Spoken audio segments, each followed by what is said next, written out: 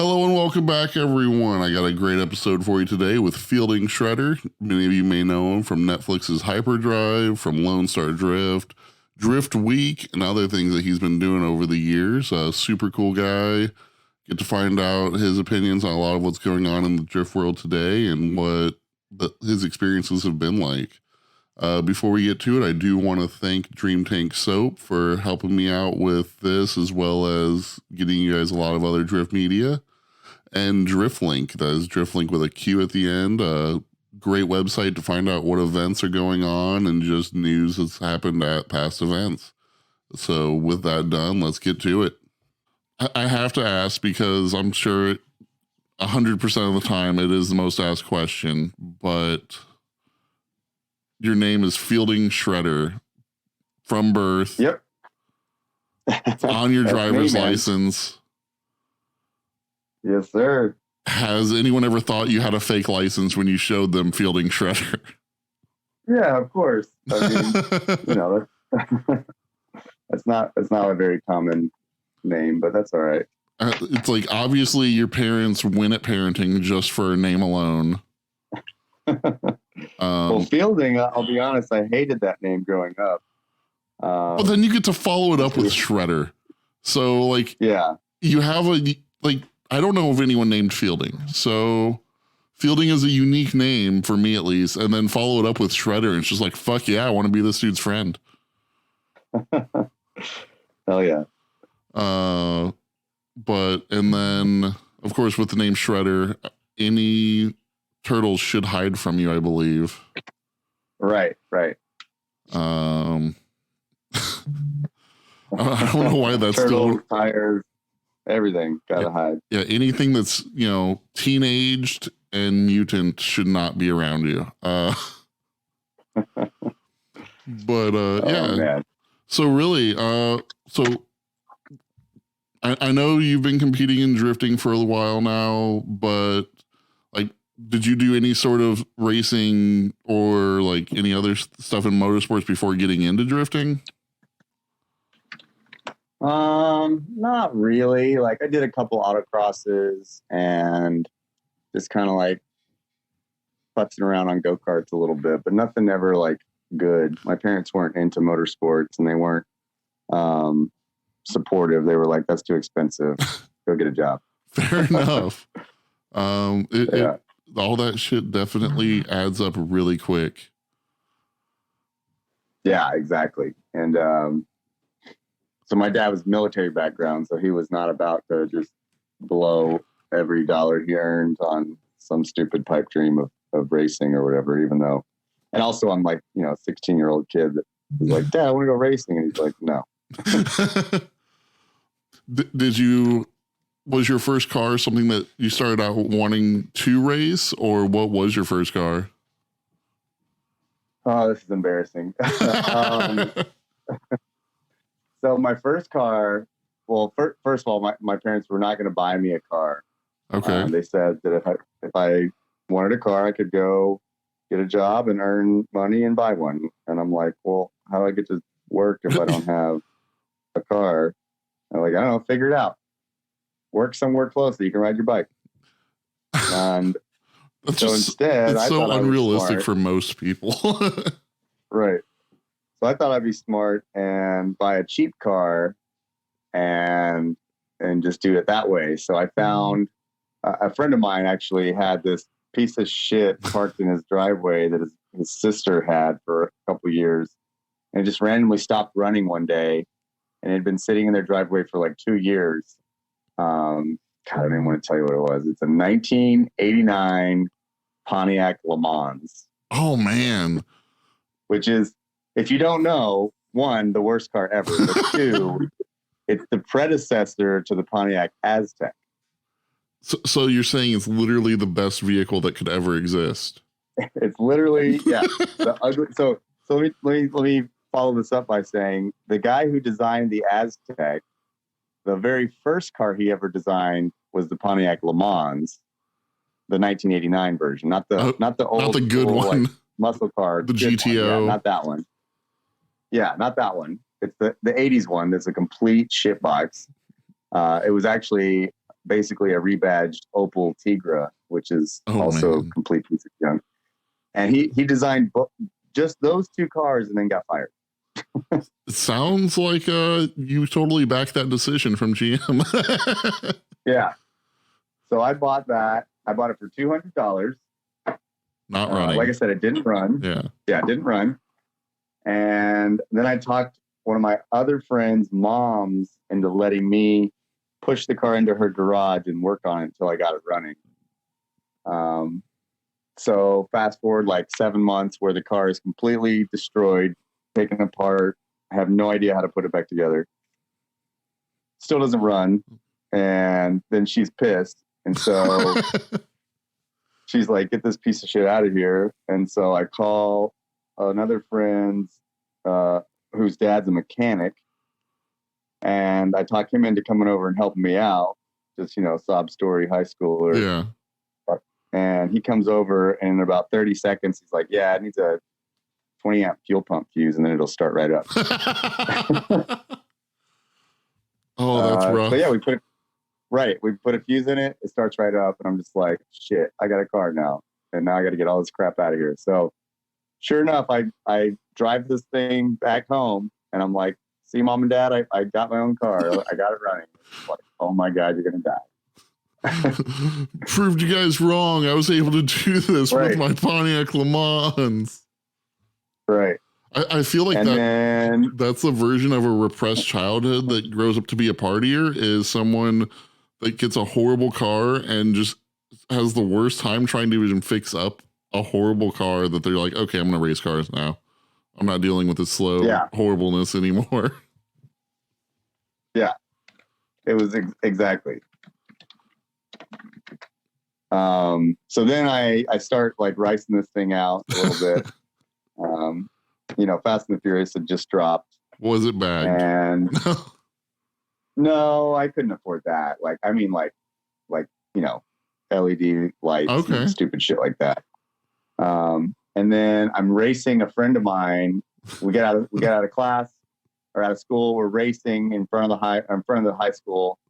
And the thing explodes and catches on fire. Oh shit! Right as school lets out. So I'm on the side of the road. My car is like billowing flames, and everyone just got out of class, and they're all just watching me like, "Holy shit, what's going on?" It was hilarious. Oh my God! Like that seems like the ultimate high school embarrassment story. Of how do I get everyone to look at me from high school in the most negative way? Oh, this kid's car's on fire. Right. Like that's the kid who thought he could get it running and then thought it was cool and put lights on it, and then tried to race some guy and got not just smoked, but also went up in flames, and there's no fire extinguisher anyway. Yeah. I kind of didn't even have to ask in the story if you were winning because of the car you were in. Yeah.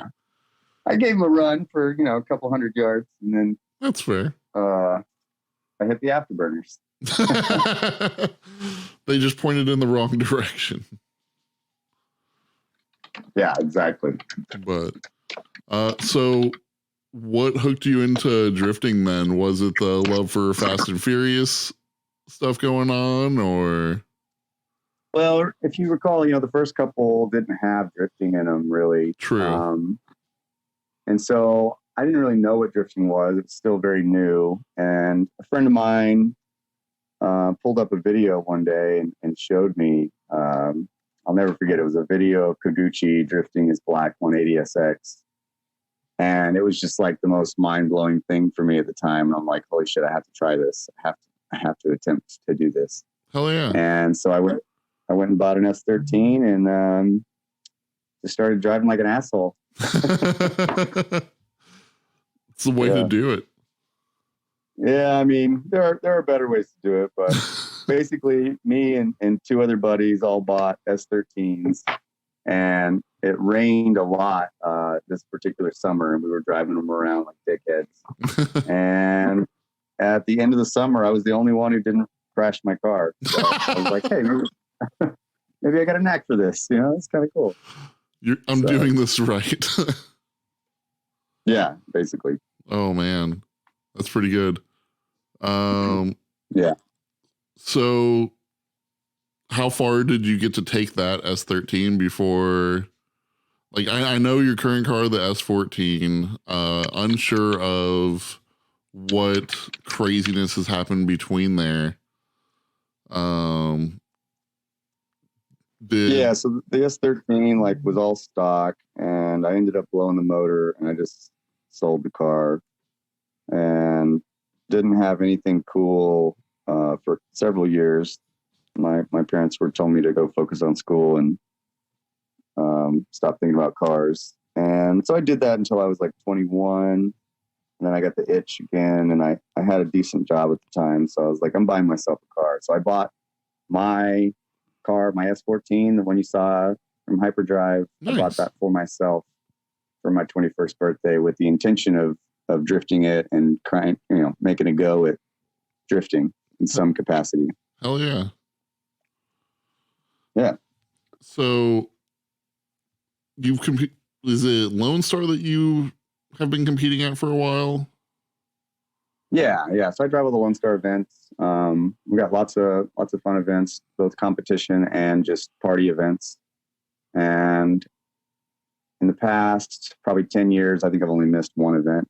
Oh shit. And that was actually to go to Hyperdrive. So okay. Yeah, it's pretty consistent. Yeah. So I'm sure most people listening to this have seen you on Hyperdrive and got to hear about some of your journey along with that. How did the process go for you getting picked for Hyperdrive? Or yeah, it was pretty long and drawn out. I'll give you the short version. I have a full version on my YouTube channel, so if anyone's listening and wants to know everything, go check that out.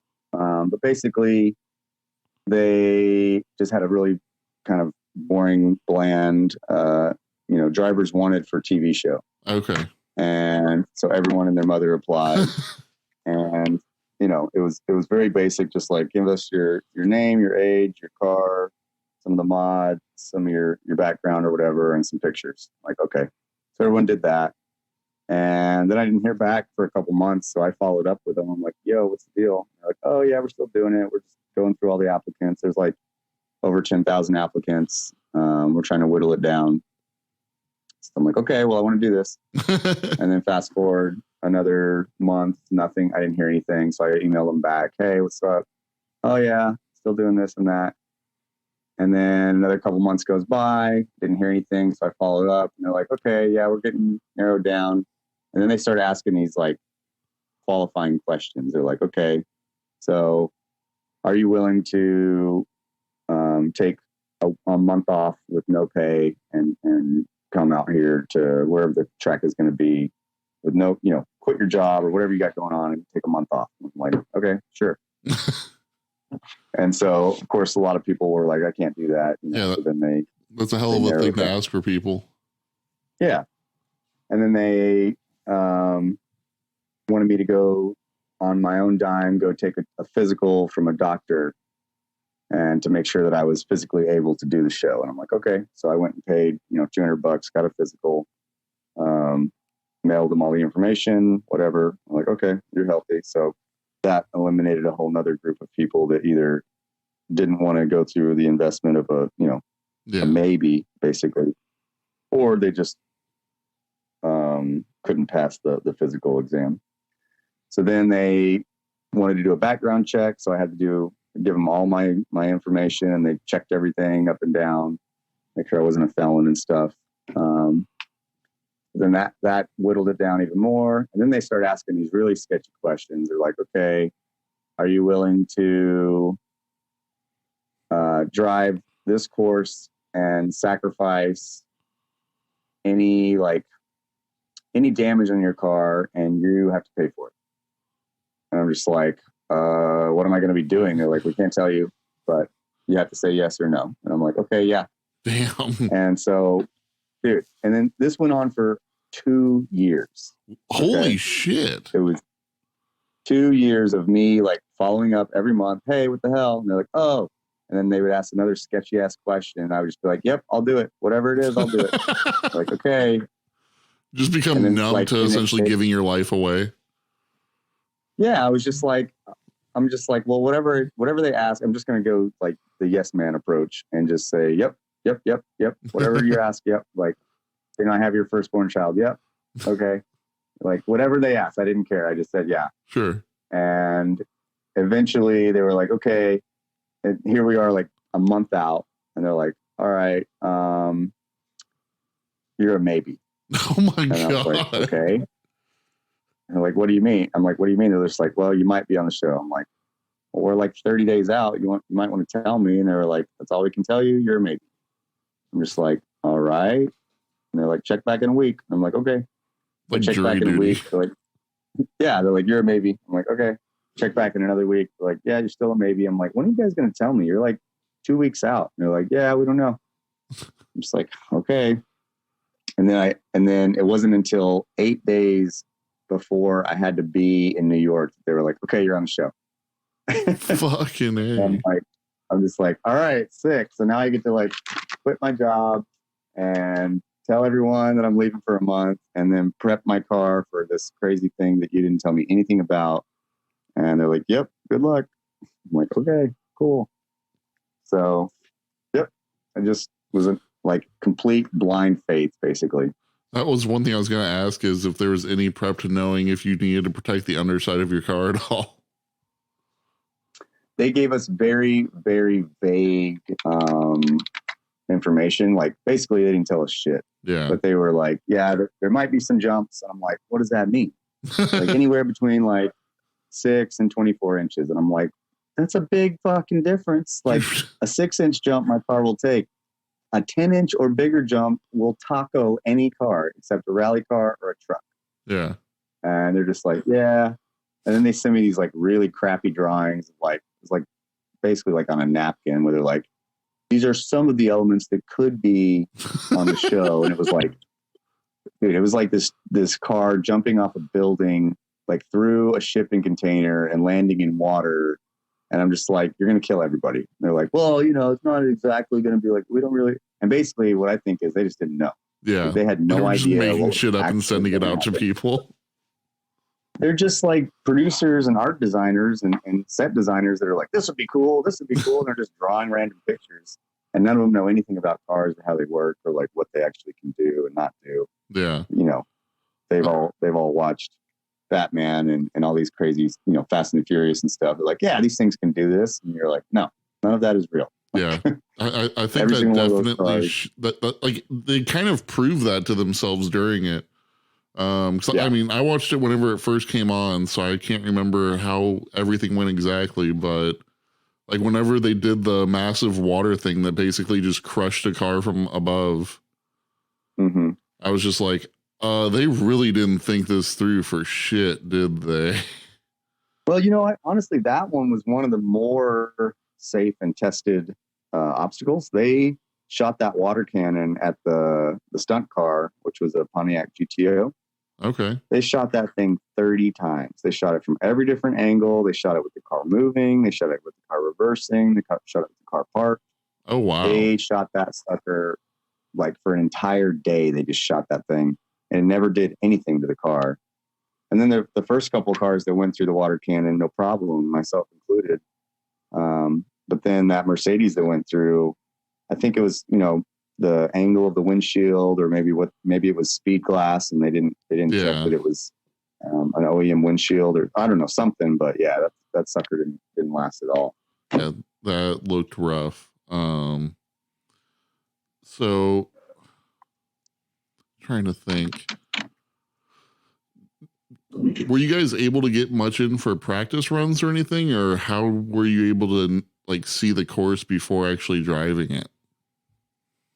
That was one of the most difficult parts. We got zero practice. Oof. So they did not give us an opportunity to drive the course at speed or even half speed. There was a couple chances where like in a random parking lot off in the corner, they would put some cones and be like, see if you can do a figure eight or a donut. And I'm like, I can do that in my sleep. I can't jump through a shipping container from a building. I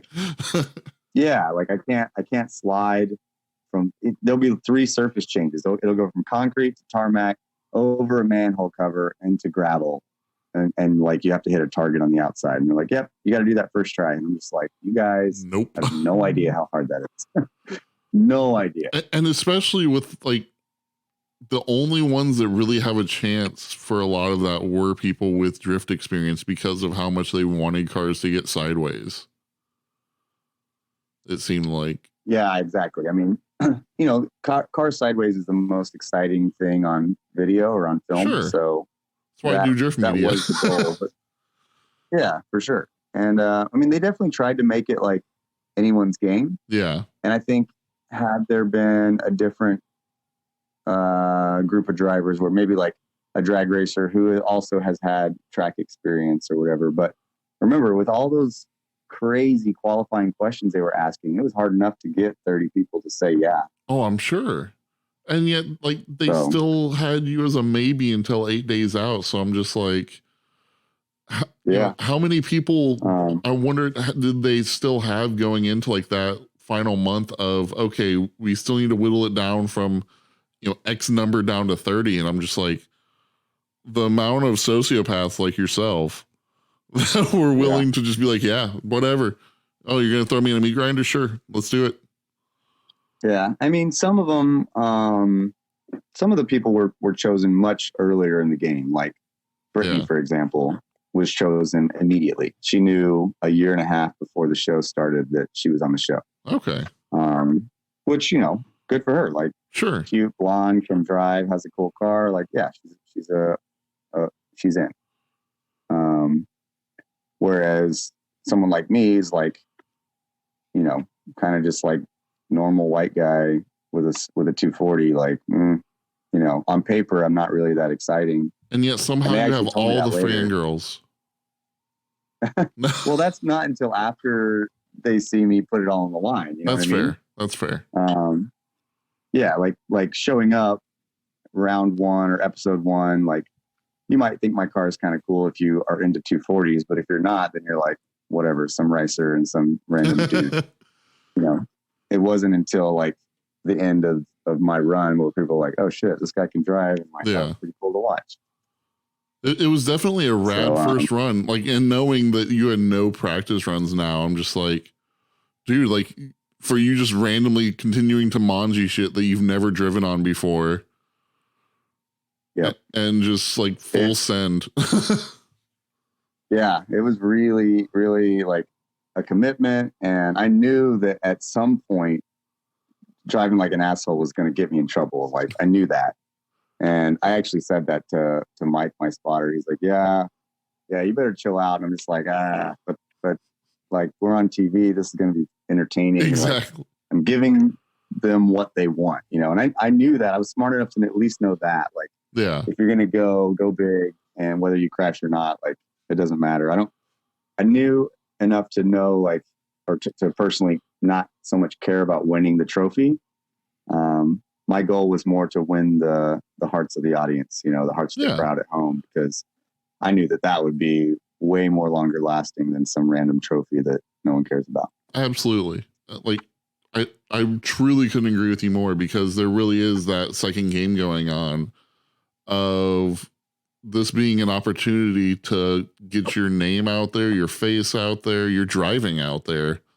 So hell, if there's someone that's, needing a driver to do something for anything from, TV, movie, to wanting to have you at an event to do some drift demoing, it's just like, my name's out there now. They know how to reach me. I'm the only motherfucker with my name.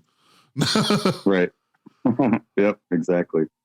And it's still, even after the show, I'll be honest, it's still like difficult to get gigs. People have reached out to me and stuff, and I've done a couple that have been really great. That's cool. Classic Cars had me out to one of their events in Phoenix, which is really cool.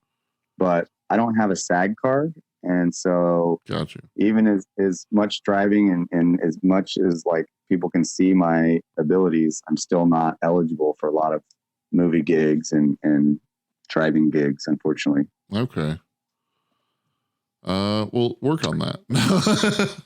Yeah. I mean, so the thing about a SAG card is you can't get on a movie set without having a SAG card, and you can't get a SAG card without already being on a movie. That's rough. So it's this weird, like double negative that you have to either know someone that will really just put you in their movie and know that you're not SAG, or you have to, I don't even know how to get it, or you have to just like sleep with a producer. I don't know how to do it. Like, I don't know how to do it. I really don't. Fair enough. Oh man. Yeah. And I've actually had one person on here before that has done stunt driving and all sorts of stunt work in movies, or movies and TV. For if you know of Zandara Kennedy at all. She drifted at LS Fest West and East last year and has a 350Z LS swapped. But I had her on the podcast and got to talk to her. Like she does a bunch of CW shows and she's done like X-Men movies and stuff like that and Deadpool. Wow. What's her name? Zandara Kennedy. Super fucking cool person. I'll have to look her up. But yeah, she was great to have on. But yeah, that might be someone that can help you out. I know the only time I've got to see her driving in person was at Grid Life South Atlanta. Okay. And it seemed like you had a hell of a time getting out there even. Yeah, that was rough. Was she there that same weekend? I don't think she was at Grid Life. Okay. I think she was just at the LS Fest. I know she was out of Canada, so she couldn't really make it to everything. I can't find her on Facebook. Maybe I'm spelling her name wrong. I can't remember if she has a Facebook or not. I know she has an Instagram. I can send it to you later. Okay. Yeah, I'd just be curious to see. Also, she has an IMDb page. Of course she does. But that's one thing I don't have. Really? I figured as soon as you'd be on a Netflix show that they'd like an IMDb page just magically forms in the cloud. Yeah, you might think so, but no. Okay, I found her on Instagram. Okay. But so what was it a trailer broke or what happened on your way out to Grid Life last year? Oh, I got rear-ended. That's right. Involved in a hit and run. Yeah. Guy rear-ended me, shoved me into the semi-truck in front of me, and then he took off. And there I am, stuck on the highway with a totaled truck, a totaled trailer, and a like completely smashed drift car in the trailer. Shit. And I was an hour away from Grid Life. It was about a 20-hour drive, and I'd driven 19 of it. That is terrible. It was terrible. It was awful. And that happened just before like day one, right? Yeah. Like that happened the day after Hyperdrive came out, bro. Holy fuck. Yeah. So that week was so like, it was one of those weeks that everything was going too good. So 4 days before Hyperdrive drops, I'm competing at Lone Star Drift and I won first place. Oh man. Which never happens. I never win. And not only did I win, but I also got this special prize, which was just for that event, which was the winner gets to go and drift at the Hoonigan Burn Yard at SEMA. Oh, fuck. Yeah. So I'm like, holy shit. Not only did I win, but I also won this rad prize. And then 4 days later, Hyperdrive comes out. So I can finally talk about it. And like, you know, shit starts blowing up. I'm like on cloud 9, having the best time. And then we leave the next day for Grid Life and we're driving through. And then my truck gets totaled. Like, yeah. It just went from top of the earth to the bottom, straight up. A serious up and downs week. Yep. That's that's insane. It was. I'm glad that at least you managed to make it out to Grid Life with a running car, or if you had to get the car running while you were there, I'm not sure. Yeah, I mean, the car was okay. It was just some body damage, which was, no Normal. stranger to me. Yeah.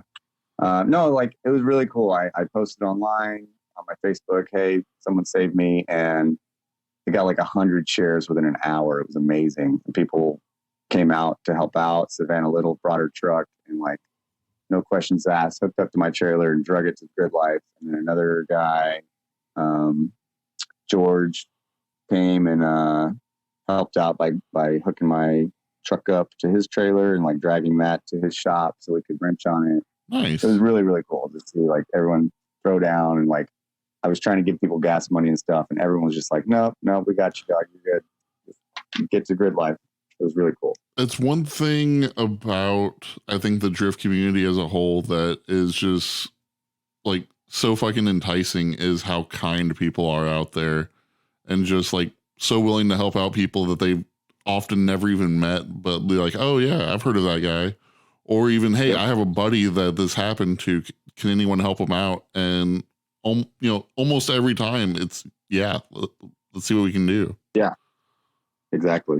It was very, very awesome, and like definitely brought up, took a lot of stress off of me, because here I am, like that was one of the first events that I really traveled to outside of Texas. Okay. And here I am, like in the middle of the highway with a total truck. I'm just like, this is why I don't leave Texas. Yeah. That'd be pretty terrifying, being 19 hours out and just, I'm stuck now. What do I do? Yeah. And of course, insurance was completely useless. Like I called them and they're like, oh, it's Friday. Yeah, sorry, bro. We're not going to even like do anything until Monday. Holy crap. And I'm like, well, Monday is after Grid Life. And they're like, yeah, you could just like store it. If you want to get it, they were like, you want us to have a wrecker come grab it and they can, stick it in the lot. I was like, no, I need to get him to drag it to the Grid Life, to the racetrack. And they're like, oh, we're not going to do that. Oh, man. Just like, awesome. Thanks for nothing. Yeah, it's just a really shit position. And thankfully, the community was able to come together and help out. Right. Exactly. How'd you enjoy getting to drive Road Atlanta for the first time? It was really cool. It was polar opposite of what I was thinking it would be. So I thought that the downhill entry, the FD entry, was going to be like fast and scary and like, something I was worried about. And I was like, the S's will be easy. And it was the exact opposite. Like the downhill was nothing. It was so easy to do. And like, I was not fazed by that. But then the S's were way more difficult than I thought that they would be. So yeah, it was kind of like a polar opposite, but I loved the track. It was super cool. I love the elevation change. I like being able to mix it up. I got to tandem with Osbo a little bit. Hell yeah. And some other really good drivers. And it was cool. It was really cool. I enjoyed it. Now with your car, do you do very many actual competition style events, or is it mostly just like seat time, like driving weekends? Yeah, it's a majority of comp events here in Texas. I'm really like kind of opinionated on what a Pro-Am car should be. Okay. And I'm not oblivious to my opinionatedness, but I don't like going to particular type of competition events because it takes a lot of the fun out of drifting. And also you have a lot of drivers, which if they're listening to this and I'm talking about you, I'm not trying to be offensive to you, but yeah, you're fucking up. So a lot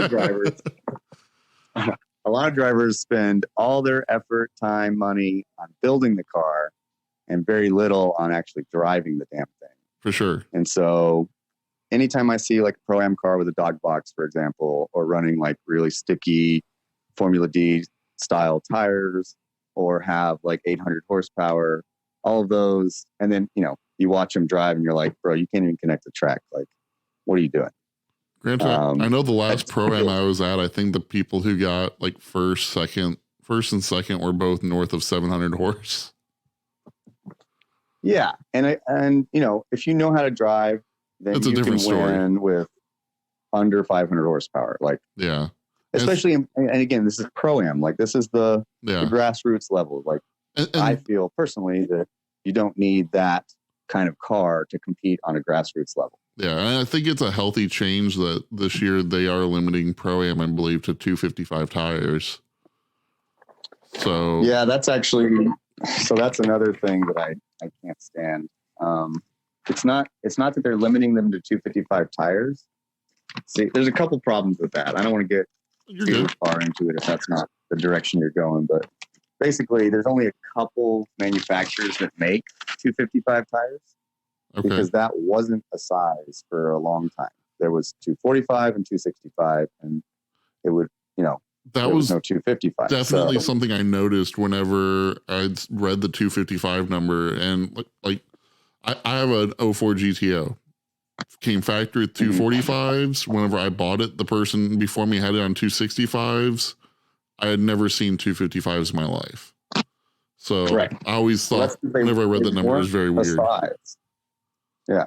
Formula D got with the couple tire manufacturers to create a monopoly for that size. Oh, shit. That's why that size exists today. Yeah. And like, even when I search a lot, is it Nexon? Nexon and Achilles. Okay. So for Pro 2, they made that size, and that way nobody else could buy any of their tires. Gotcha. Come in and say, "Oh, I have my company, or my brand that I'm sponsored by." Like, no one makes it. So now what's happening is Pro-Am series are adopting the Pro 2 rule book, which I also don't agree with. For other reasons, but they're adopting the Pro 2 rule book so that people are now forced to buy these tires. So these other tire manufacturers that make fantastic tires are no longer eligible for really dumb reasons. And here's the thing: a 215 Achilles 123 makes more grip than a 295 Kenda KR20. Holy shit! Like, just straight up, it makes more grip because the rubber compound, maybe not a 295, maybe that's extreme, but a 265 has less grip than a 215 Achilles 123. Yeah. So you're telling me I can't run a 265 Kenda against a 255 Achilles that makes 4 times the grip because of the number on the side of it? Like, that's so dumb. It has nothing to do with anything. You know what I mean? Sure. So that right there just it's just annoying. Like, they don't need to do that. They're trying to control stuff in the wrong way, if you ask me. It sounds like it very well could be they're under pressure from their tire sponsors for the sport and had to go that way. Well, so in Formula D, it makes sense because they were having supply issues, Yeah. with the demands in Pro 2 with the people running the same size tires as Pro 1. Yeah, I mean, I don't know. I think it should be more focused on the driving and less focused on your car spec. Like, your car has to be this and has to be that. I think that's silly. I think people need to focus more about, like, how many laps can I do? You know? So I can see that point of view, and then also the part of me that it's partly like the nerdy numbers part of me is just like min-maxing of,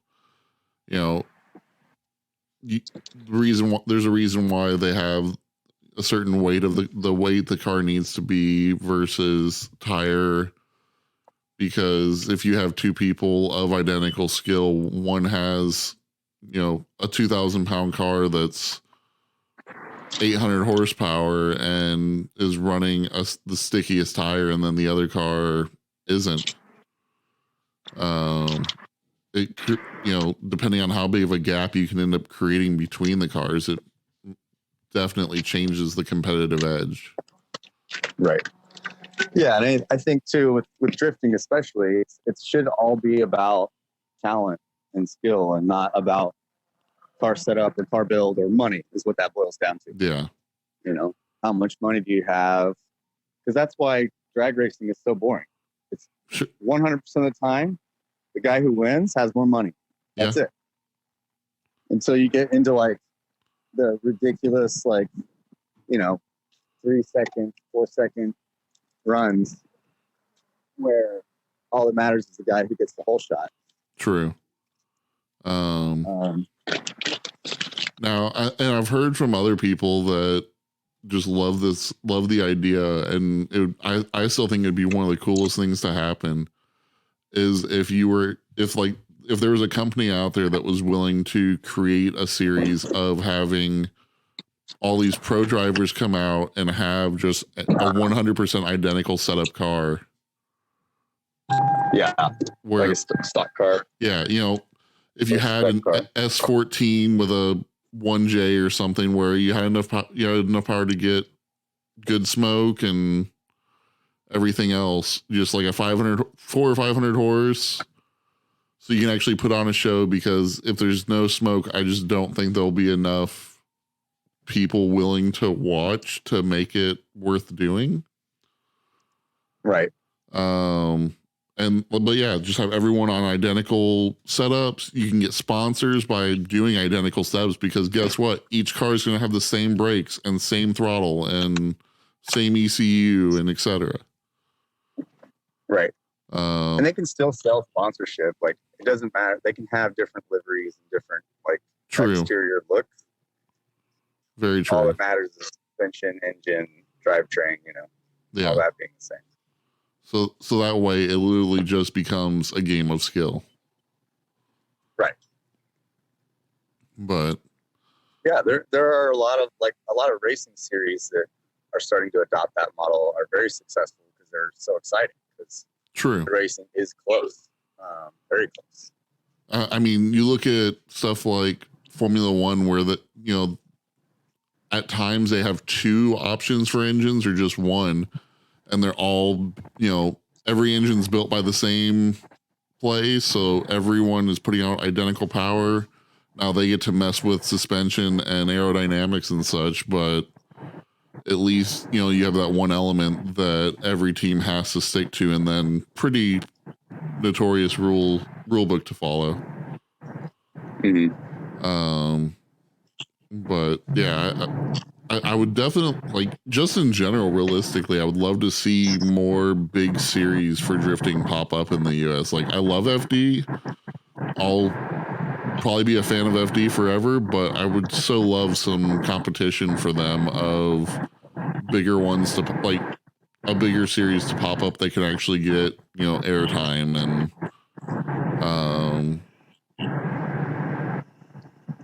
actually puts up a challenge against them. That's happened in the past, and there was a lot of pushback from it. D1 tried to come over here, and Formula D fought them pretty hard, and so it kind of squashed that whole series. Gotcha. I think it would be cool to have that. I think too, there are other alternatives to showing or showcasing drifting without making it a competition event. True. It sucks because in a full drift weekend, you're talking 16 hours of track time. If you figure 8 hours a day. Yeah.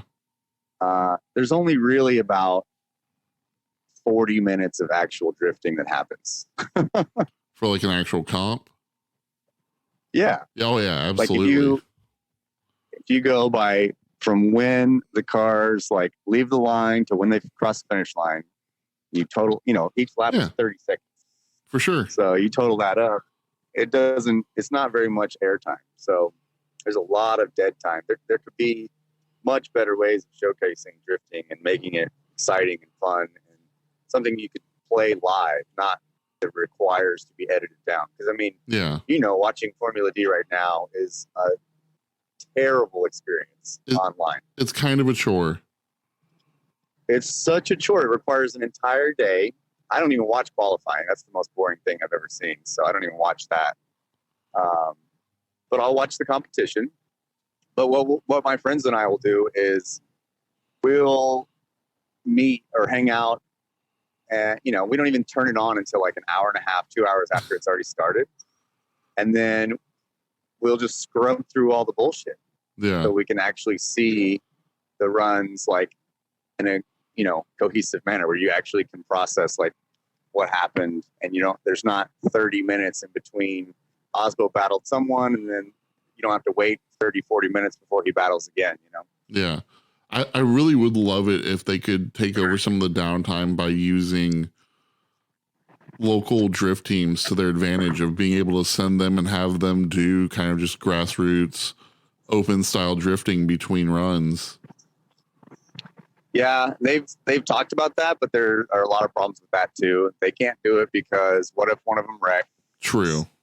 What if one of them oils down the track or sprays coolant everywhere? If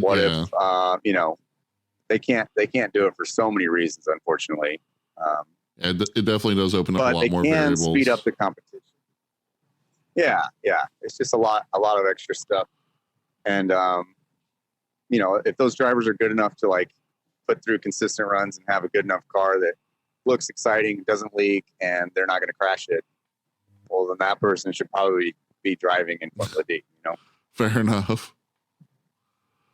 And also, what happens if some local chump goes out there and makes one of the pro drivers look like a dickhead who can't drive?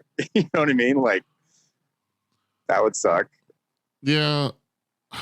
I get, like, even if I saw, and granted, this is just from my point of view, even if I saw a local driver just go out on the track and just fucking kill it, I would just be excited for them. Like, I guess I wouldn't have the mindset to compare it to one of the actual FD drivers, and like just seeing so many of the FD drivers just lay down clouds of smoke and throw out monstrous angle. Right. It's hard to embarrass them. Like, even if you can watch the people at the bottom of the totem versus the top for FD, and rarely do I ever think anyone's embarrassing anyone.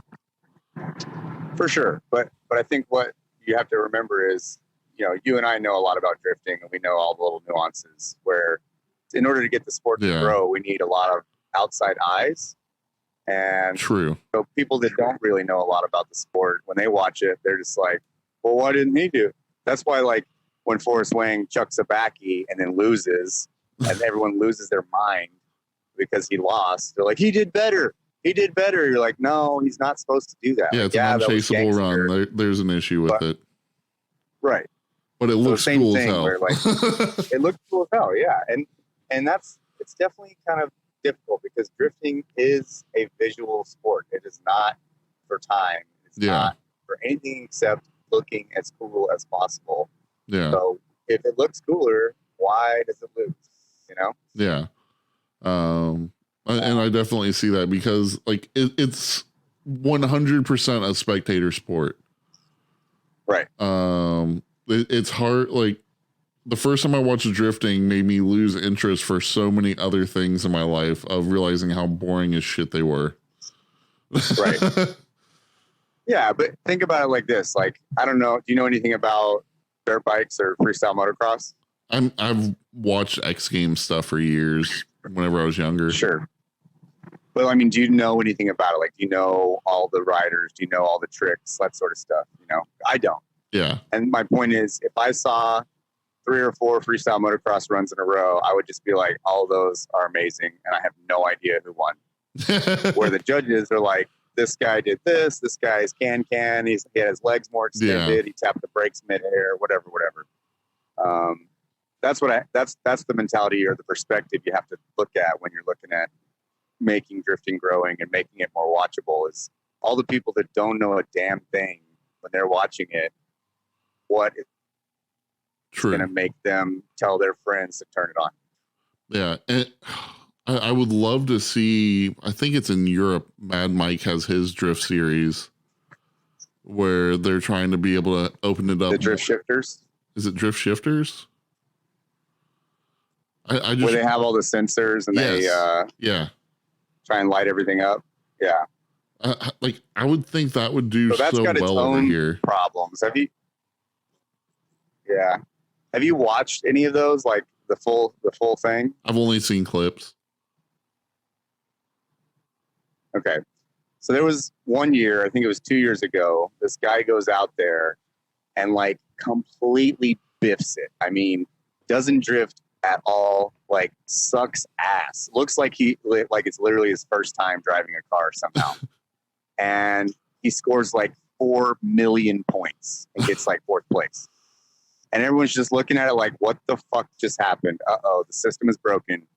And what ended up happening is he just drove by all these sensors. And literally, I will mind you, this is accidental. Like, he did not do this on purpose because he was just sucking ass the whole time through. I'll have to find the clip and send it to you so you can see it. Definitely. But basically, he accidentally did really, really good. And then they were just like, and because it was live, there's something the points are tallied immediately. Like they're live counted. Yeah, that's and everyone's looking at the scoreboard. Right. And they're just like, uh-oh. And I'm sure Mad Mike was losing his shit because it's his brainchild. Yeah. And he's just like, oh shit. And then the homeboy, like, he got 4 million points. And everyone's just like, this is a joke. Like, this is clearly a fucking circus because that guy sucked ass. He should have got dead last. Shouldn't even be here right now. Yeah. And he just got forced somehow, like, with a bajillion points. What is happening? Yeah, that's pretty jacked up. They need to figure that out. Hopefully they have a better hold of it now than they did then. I feel like if it was still that way, then it probably would have died already. Yeah, I think they fixed the proximity sensors and stuff, but the problem with that series, in my opinion, is it's single runs, man. It's boring. It's not tandem. And I guess with tandem, there's always going to be the issues of, you can have runs be so crazy, but they have to be chaseable and they have to be predictable. Right. Yeah. And I do agree with the calls that, like, Formula D has made against Forrest when he does do a crazy thing, because the chase drivers especially with the level of cars now, they have to like drive so trusting of the guy in front of them. Oh yeah, I mean, in order to get that close. And the level of proximity, the essential, like in the last, especially, let's just call it the James Dean era of drifting, the chase run has essentially become the more important run of the two because everyone's able to put out such a damn good lead run that it's down to the chase run of who can really hold that proximity better without touching or without fucking up the line. Right. And it's just like, I can't imagine the turmoil that, the drivers are going through because you end up having contact get made. And like the lead driver often can be at fault, or it definitely can be the chase, but it's like how you calculate it of, was the run as predictable as it was supposed to be? Like, it's not, did they go offline? It's not, did they slow down 2 miles an hour slower than they were allowed to in this zone? Right. I mean, it's important for us all to remember too that these are still humans driving cars. Like, no one's perfect. People make mistakes, and you should be allowed to make a mistake in the lead run because the chase driver's job is to adapt to you as a moving clipping point. True. So if they're penalized when you make a mistake, like, you should be allowed to make a mistake. If they can't follow my mistake, then they're not a very good driver, right? Yes, I made a mistake. Maybe I ran a 9 out of 10, but if that caused him to straighten, then he did a 2 out of 10. Why do I lose just because I, That's made fair. one small mistake? But I still stayed in drift. I stayed online. I hit my clips, that sort of stuff.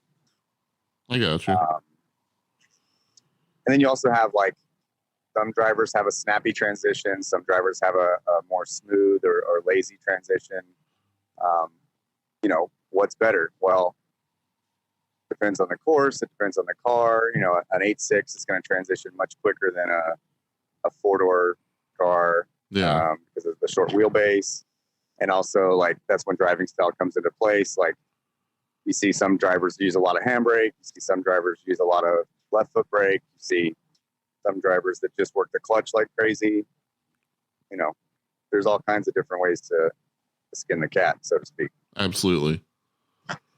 So getting away from that for a moment, I know one of the big things to happen for you lately was Drift Week.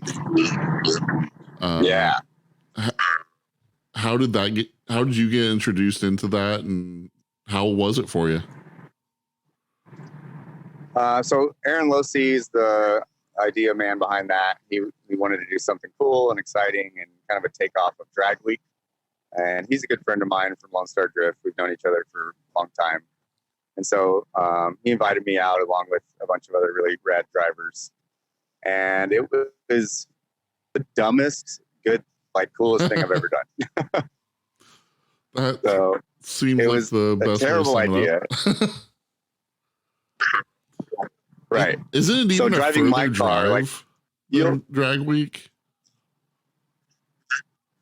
Oh, significantly further. Yeah. Drag Week guys do like, I think 1,000 miles total. Yeah. Where we did, if I had driven the whole thing, I would have been closer to 4,000 miles. Holy shit. So I put just over 3,000 street miles on my car in 10 days. How many oil changes were involved in 10 days? Only one, but that's because I blew out all the front seals on my car and I was forced to do that. Oh shit. Yeah.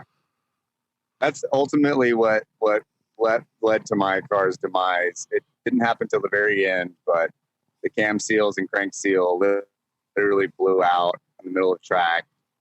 And thankfully, I have an AccuSump system because I did another lap because I thought it was the car in front of me. And I was like waving them down to try and get them to stop and like trying to tell them they're leaking oil everywhere. And it turned out it was me. And so like my car was running the whole time. But yeah, I was able to catch it and save it. And yeah, fixed it all up and good to go. What kind of engine do you run in your car? It's a 2J. Okay. Oh man. Yeah.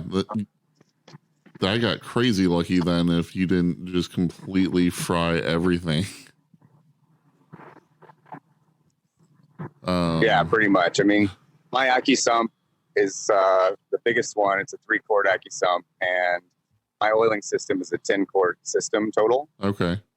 And by the time I parked it, I had like less than 2 quarts left in the system. Oh my. So I got very lucky. Whew. Well, I'm glad you still have a car that's not fried.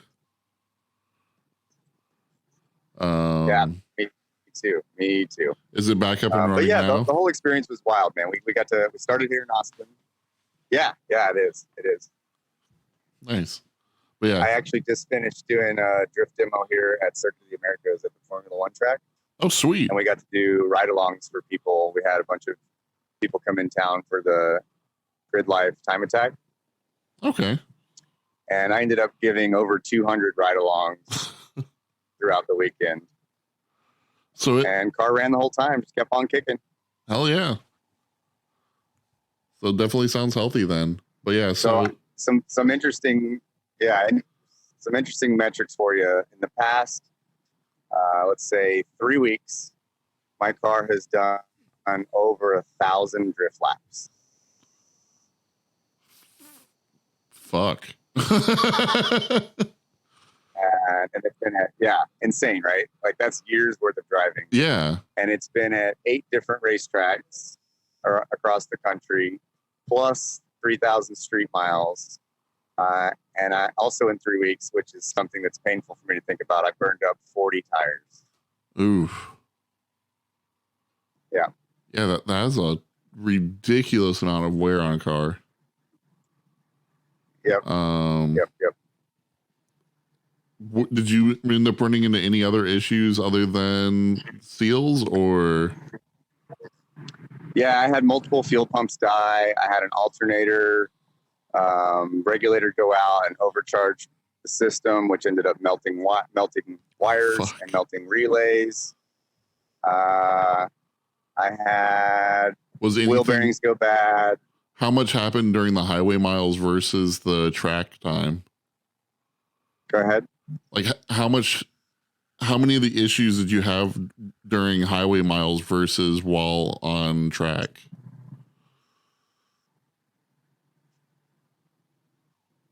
I'm losing you a little bit here.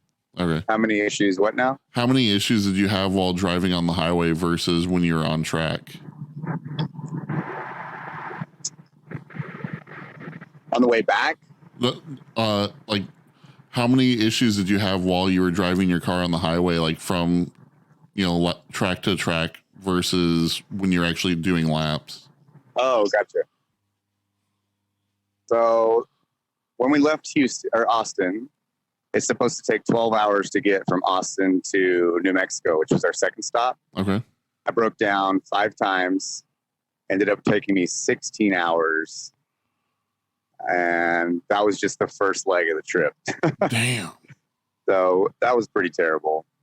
And then basically all my breakdowns happened on the cruise in between tracks, except for when I blew all the seals out. That happened on track. Okay. And for trying to fix a lot of that, did you have, were you towing a trailer or did you just have your car? No, I was just in my car. We weren't supposed to bring a trailer. Some of the drivers did bring a little mini trailer behind their vehicle. Really, the plan was that we all use all of our tires and our tools and our spare parts. And that is like the convoy, and it goes supposed to be going behind us, but I'd broken down so many times that the support truck was like 2 hours in front of me. So I was screwed. I ended up, thankfully, like we kind of stuck together 3 or 4 cars at a time. And I ended up just getting some wire and literally just stripping it back and wrapping it around the battery post and hardwiring my fuel pumps. Oh, fuck. So that I was able to get to the destination. It was a disaster, dude. Yeah, that sounds like beyond a nightmare. I had the wiring like going out from the passenger window, like on the outside of the car, duct taped to the car, and then tucking inside the trunk, and then going to the fuel pumps. Yeah, dude, it was bad. See, at first I was thinking, probably has rear battery, rear fuel pump. He just ran a bare wire between the two, so it's not as accident prone as it was risky. So sketchy. Yeah, that sounds real bad. I later found out that I was leaking fuel, like from the cell, the tank, or the gas, the fuel cell somehow got cracked and was just leaking fuel randomly. So that next to like hardwired fuel pumps, it was very dangerous. Yeah, that just, man, I'm glad your car's okay. Like just this. Yeah, me too. 3,000 miles of fire hazard and fun. It was very sketchy. Next time I'm going to take multiple fire extinguishers because, man. Oh, dude, especially after what happened for one car, that was horrible. That was really bad. Yeah, I think Hoonigans posted a video on it in the last couple of days of showing everyone actually running out and trying to put it out, and holy shit. Right. Yeah, that was unbelievably dangerous. And driver Rudy got really lucky, and we're all thankful that he's safe. The car, obviously, complete total loss. Yeah. And that was one of the cars that I think the dude was out of like Maine, or he was somewhere far out that he had to drive. I want to say. So he drove it. That thing was a convertible with no roof or anything. Yeah. And he street drove it from Idaho all the way to Austin. Whew. And then from there all the way across to California. He made it all the way to the last track, and then you saw his shit go up in flames. So yeah, that was rough. And it was a reliable car I think it was still an LT1 small block Chevy, reliable Corvette the entire damn way. Sure was. Oh man. Yep, sure was. So and he was driving it good too.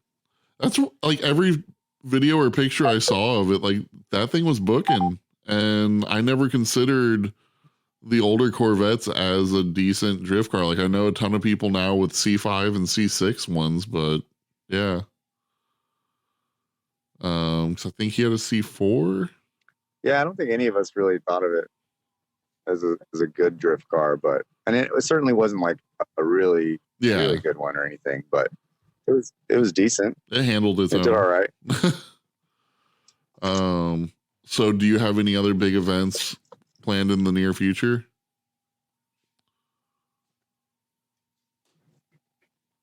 Sorry, say that again. You broke up. Do you have any big events planned in the near future?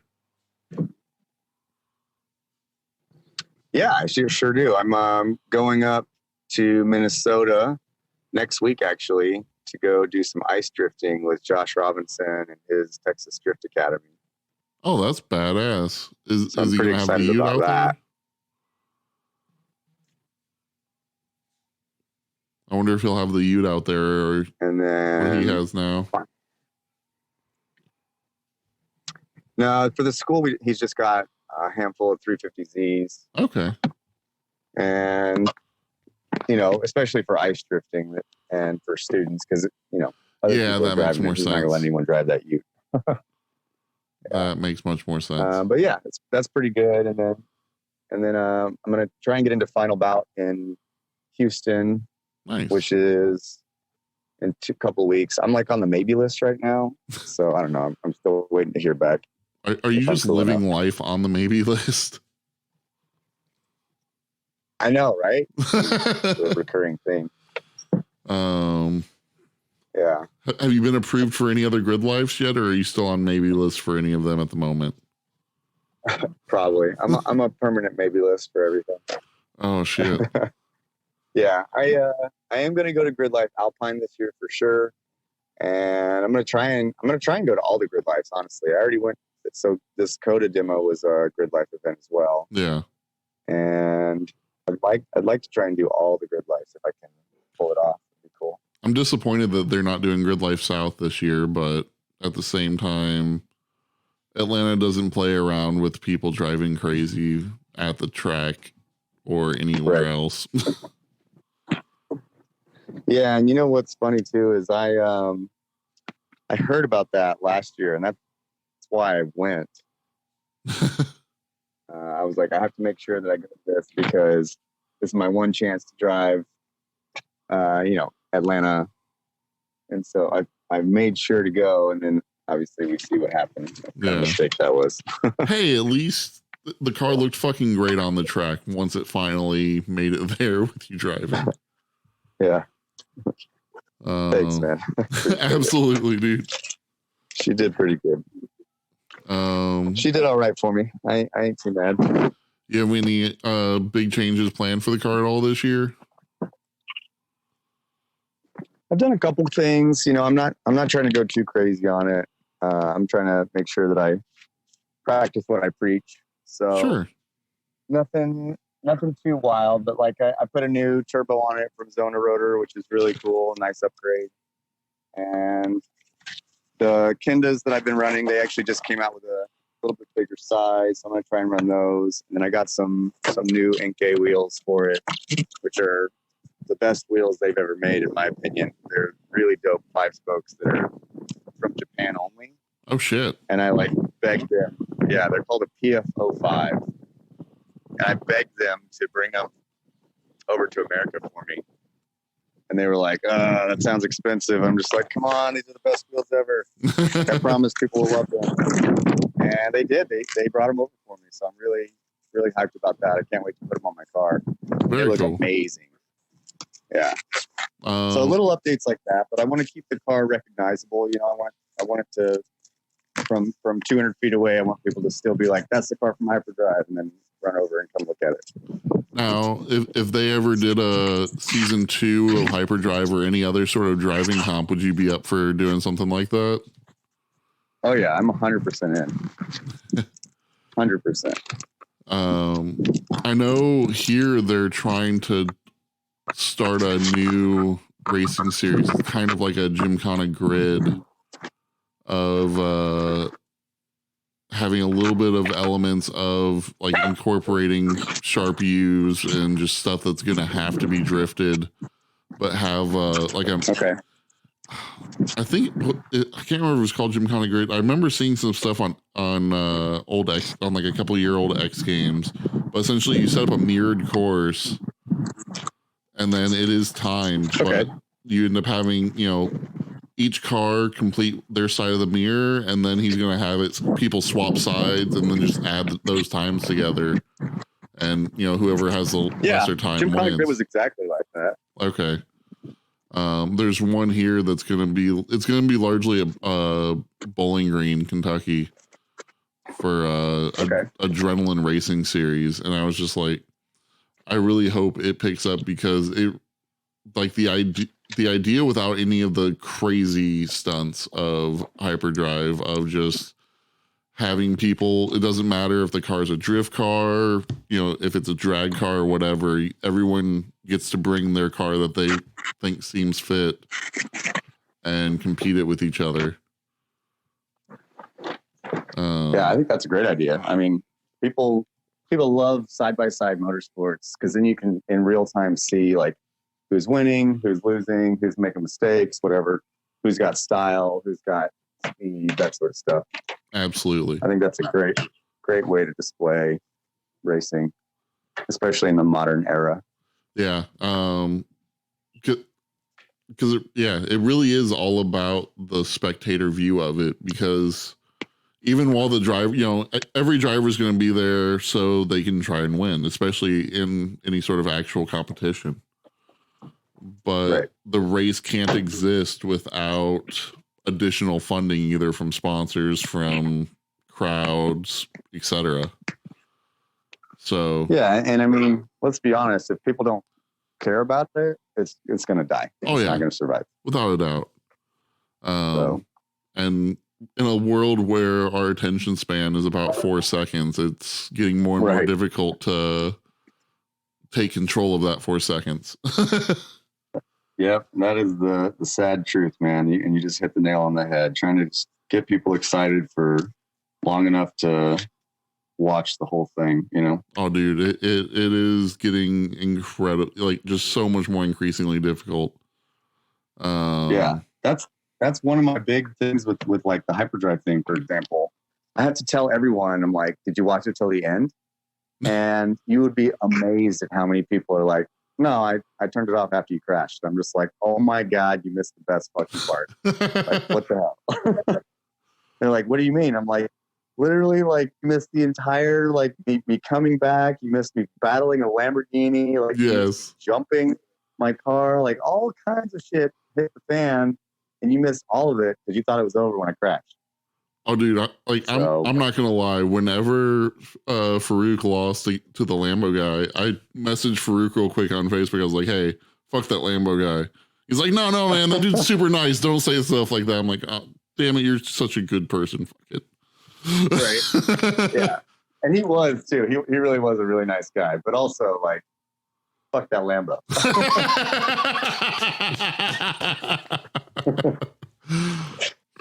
Oh, yeah. Man. I say fuck the Lambo, not necessarily fuck the Lambo guy. That's fair. That's fair. Because the guy was cool, but like that was a cheater car, man. I mean, for one, having a twin car turbo Lamborghini with all-wheel drive, or two-wheel when he needs it. Right. That's just it. So they told us, you're gonna love this. They told us in the competition, they're like, yeah, rear-wheel drive cars only. What? And I was like, yeah, because I was like, well, once they told me, they're like, you're going to do jumps, you're going to do this, you're going to do that. I was like, well, I'm bringing my rally car. I have a rally car too. Hell, and they yeah. were like, no, rear-wheel drive only. I was like, so everyone's rear-wheel drive? They're like, yeah. And then I show up and there's the Huracan, and I'm like, okay, that's not rear-wheel drive. What the hell? And they're like, oh yeah, they converted it. And I was like, really? And so I went and asked the team. I'm like, what'd you guys do to convert it? They're like, oh, we took out the front drive shafts. And so I immediately dropped to the ground and look under the car. I'm like, oh, really? Because there's 2 drive shafts that are still in the fucking transmission radiator. And they're just like, well, we have a switch that turns it off. I was like, you mean you guys are going to turn it off when you want to drift? Like, that's bullshit. Yeah. And that's exactly what happened. Yeah. It was satisfying whenever seeing them try and do, I always call it a J turn, but I guess Rockwell turn. Yeah, J turn is just, I mean, Rockford turn is like, Rockford or J, it's the same thing. Yeah.